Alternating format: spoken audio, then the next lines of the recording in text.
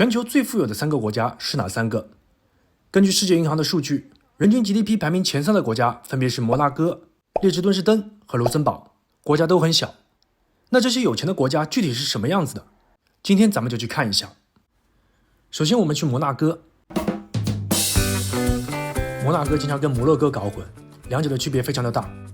摩纳哥这个国家在法国的南部，夹在尼斯跟芒通中间。它是继梵蒂冈之后世界第2小的国家。原先旁边的尼斯跟芒通都属于摩纳哥，后来都给了法国，所以你去尼斯或者芒通，可能一不小心就出法国了。摩纳哥没有加入欧盟，所以如果是欧盟的电话套餐，在这里就不适用了，而且费用会比较贵。摩纳哥有将近4万名居民，人均 GDP 非常高，主要的经济来源以博彩、旅游和银行业为主，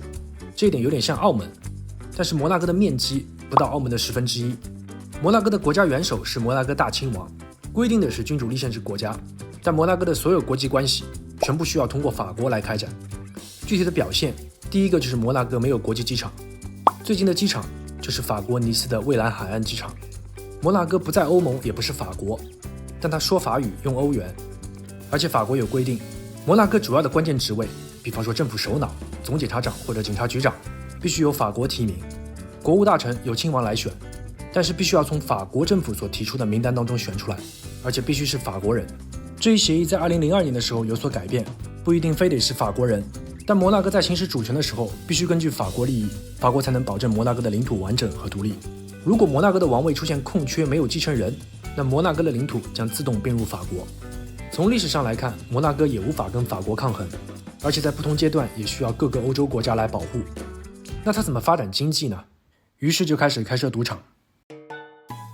在1857年的时候，摩纳哥的查理3世亲王就开设了第1家赌场，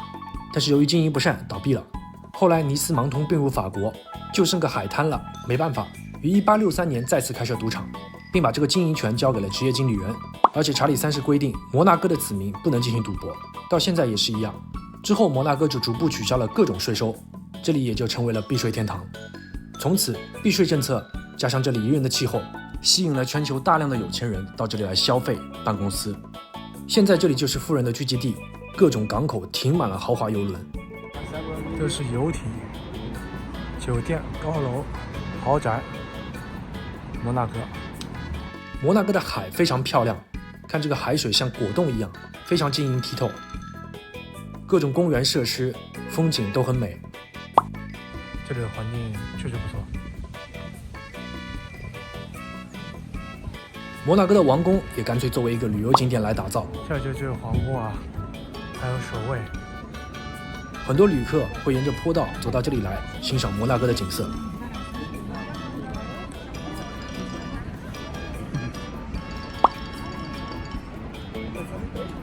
摩纳哥还有 F1 大奖赛，比赛的场地就是将城市中的道路封起来做赛道。如果按照地理面积大小来理解，可以把摩纳哥看成一个非常富有的村子，内部的事务有一定的自由度，而且有一些相对特殊的产业，外部几乎全部由法国来托管，自己当好小弟就行。有一个情况相似但路子不一样的国家，那就是接下来的列支敦士登。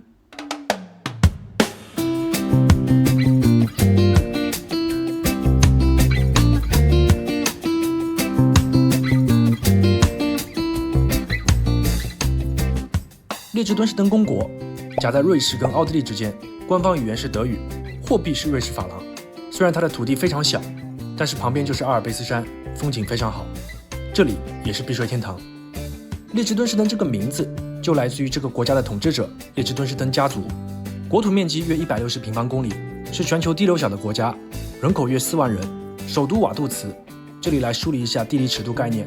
打个比方，如果你9点钟要在首都瓦杜茨开会，你8点半从边境线上出发，差不多能提前10分钟到达会场。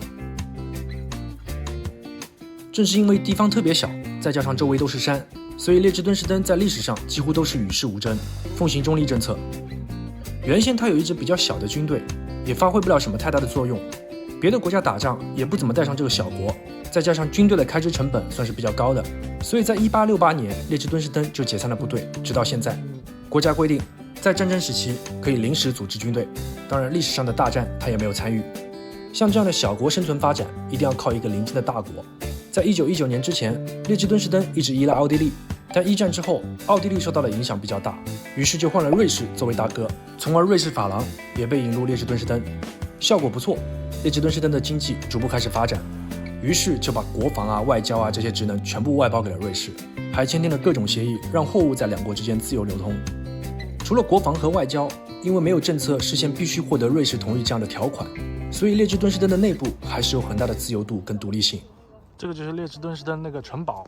他们首都瓦杜茨，是很小的一个地方。当然，瑞士干的那些国际金融上的合法的、非法的事情，列支敦士登也没少干。除了金融业之外，受限于国土面积，王室还要自负盈亏，所以就想出各种办法去赚钱。旅游观光、卖邮票，最著名的当然是这个国家都可以出租，让你过一把国王瘾。除了金融业之外，列支敦士登的工业、制造业比例也很高，比如机械、制药、精密仪器，多数都是一些产业链当中比较小的，但是高附加值的东西，比方说假牙。再加上税收政策，大量的国际公司总部设在这里，每天有大量的瑞士、奥地利还有其他国家的外国人在这里来来往往，本地的居民也非常的富有，经常去周边国家消费。跟摩纳哥相比，列支敦士登比较低调，没有那么多豪宅，产业相对更加丰富，风景主要是看山。这两个地方都是依靠着一个相邻的大国进行自身的发展。接下来人均 GDP 排名第3的国家，面积也不大，但是相对前面这两个而言，面积还是比较大的，它就是卢森堡。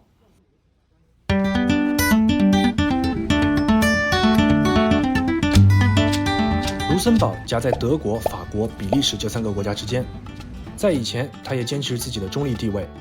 但是对于那时候的欧洲小国而言，中立并不是看你表不表态，而是看地理位置。卢森堡这个位置非常重要，历史上德国、法国、荷兰都非常重视，所以卢森堡在不同时期也经常被不同国家管辖，尤其在20世纪的时候，经常被德国入侵，二战期间也被迫参战。当然在德军面前他马上投降，是二战当中唯一一个零伤亡的参战国。二战之后，卢森堡觉得光这样喊中立不行，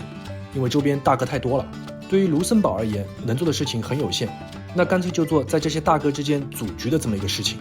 找到方向之后，他积极参与欧洲一体化的进程，成为欧盟的创始会员国，也是欧盟的政府所在地之一。卢森堡的经济以前主要是以工业，尤其是以钢铁业为主，后来在张罗组局的同时逐步转型，现在是全球重要的金融中心之一，也是仅次于美国的全球第2大投资信托中心。正是因为这样的国家定位，所以卢森堡有3种官方语言，分别是德语、法语和卢森堡语。一般是小学低年级上课用卢森堡语，高年级学德语，中学开始学法语，另外英语也普遍使用。所以在卢森堡有时候会看到4种语言的标识。中学生顺利毕业的比例并不高。卢森堡首都卢森堡市当中有一个山谷，它更像是一个大的自然公园，上面有一座桥连接两侧，这个桥叫阿道夫桥。这座桥在1900年由当时的大公阿道夫1世奠基，于1903年正式通车。当时它是世界上最大的石拱桥。到现在的100多年当中，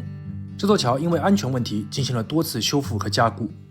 在2014到17年之间又进行了重新的设计和翻新，在桥下面增加了一条双向的非机动车道，还有一个采矿井。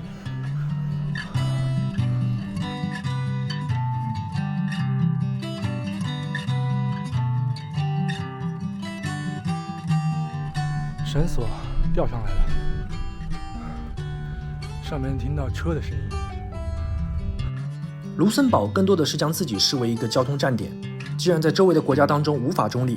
那就充分利用自己的地理条件，打造成一个经济、交通和跨境合作的中心。国家虽小，但是欧洲的整体事务都参与一点，说话没什么分量，那就提供开会的场地，在这之间谋求发展。总的来说，这3个小国，摩纳哥像是一个度假娱乐城，列支敦士登则更像是一个自然主题公园，你甚至可以花钱当国王。卢森堡就像是一个环境很好的会展中心。其实这些国家在以前都不富有，有的甚至很穷，这也是慢慢探索出来的发展。在不得罪旁边国家，甚至很多国家职能外包的情况下，在自己能够发挥的空间里充分发展。所以从外部看，这些小国像是世外桃源，非常的有钱。他们的发展还是经历了很多事情，也有不少的处世之道。去这些地方兜一兜，除了自然风光之外，还可以感受到不同于传统印象和概念的一种奇妙。好了，以上就是本期视频的全部内容，下期再见。